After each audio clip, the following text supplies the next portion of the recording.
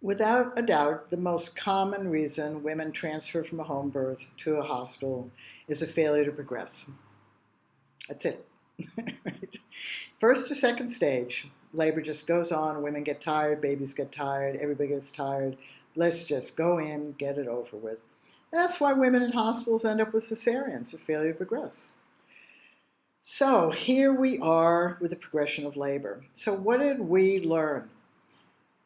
It took us quite a while to really understand what we were seeing and hearing at birth after birth after birth after birth.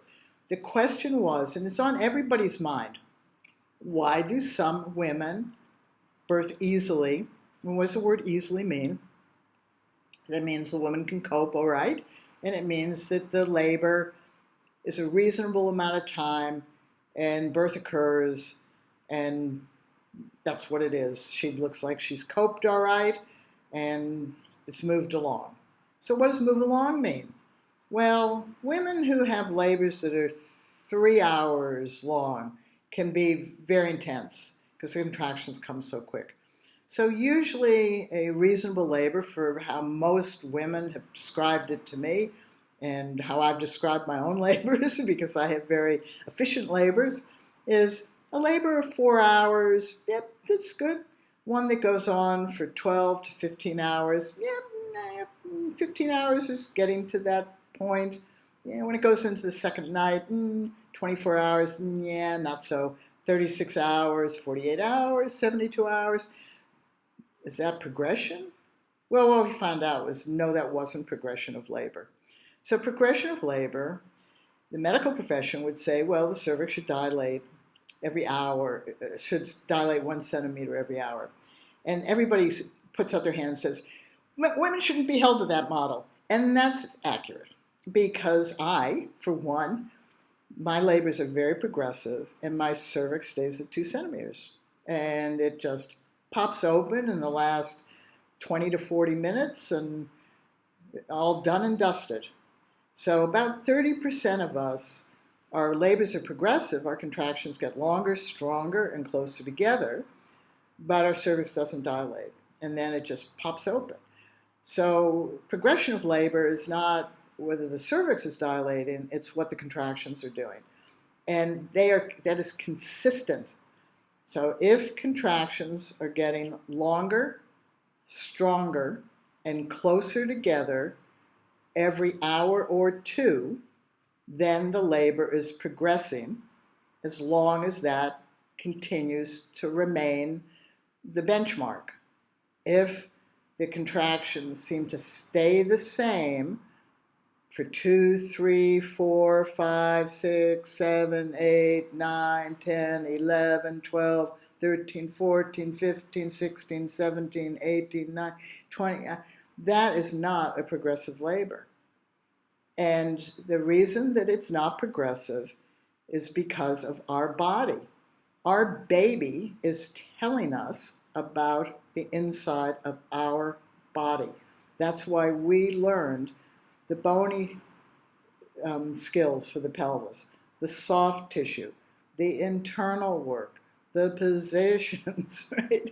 We learned all of these things so that we could prepare our body and make certain during the labor that there was nothing that impeded our baby from being able to open us up, come down, through, and out.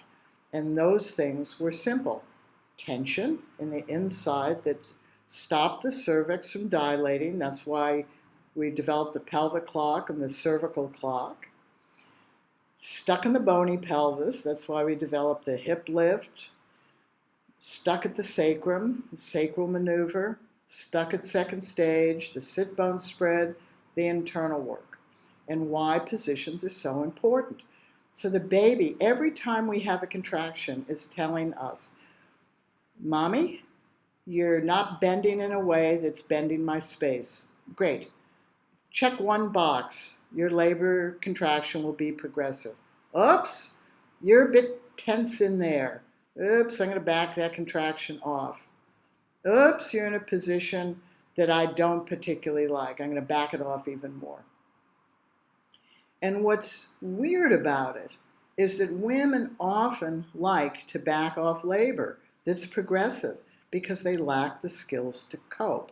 And that goes back to the breathing. That goes back to the communication, right? So you have to have skills to cope. That's really, really important because you want your labor to be progressive.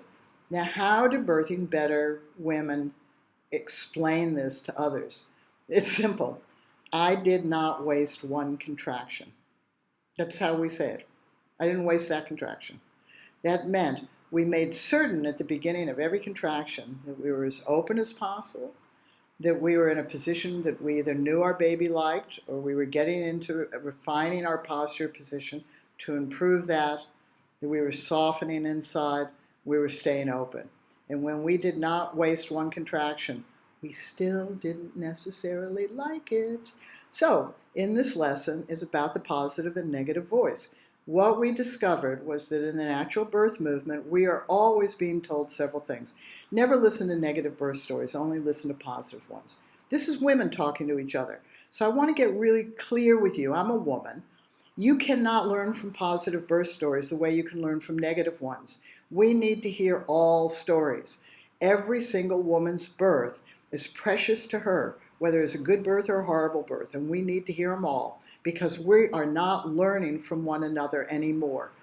So just put that in your pipe and smoke it. The other thing we're told by the natural birth movement is that birth can be orgasmic, wonderful for those women who have orgasmic births, and it's a highlight experience of women's lives. Women, many women around the world suffered in childbirth. It didn't mean there was a problem. It meant that they hated the experience. Then people will say, well, you forget it as soon as your baby's born. No, you don't forget it. We're told you forget it. It's like if you break your leg. Once it's healed, do you forget the pain? Of course you forget the pain, but you know you had it. Come on. Does every woman bond with her baby right away? No, we don't, right? So in this PDF, it's the negative and positive voice. What we learned is that our minds are rabbit on all through labor. They just talk to us constantly. And sometimes they're telling us how we evaluate the contraction. That wasn't too bad. Oh, God, that was kind of intense. But if we know how to use skills, we will use that conscious part of our brain. And that's the women who you look at in those positive videos who look so in control. They are in control. You don't know what they're thinking. They could hate every single second of it, but they are focusing on their breathing, controlling their body, softening up, and making certain they're in good positions. So you want to have really good teamwork skills and progression of labor skills so that you absolutely know how to use your skills to make certain you do not waste one contraction. In this lesson also is a PDF that is incredibly important. It's the 5 phases in the bell-shaped curve. When you go through that, first of all, you'll be absolutely relieved that every contraction has 5 phases. So you can use your skills in any of those phases and not feel that your labor's just gone from a nothing burger to out of control. With 5 phases, then we can always use skills in at least 4 of those phases, if not the peak. And the other is the bell-shaped curve, and that goes along with the progression of labor. When the contractions are peaking, that is a progressive contraction. When they're plateauing off, that's not a progressive one. So enjoy that PDF as well.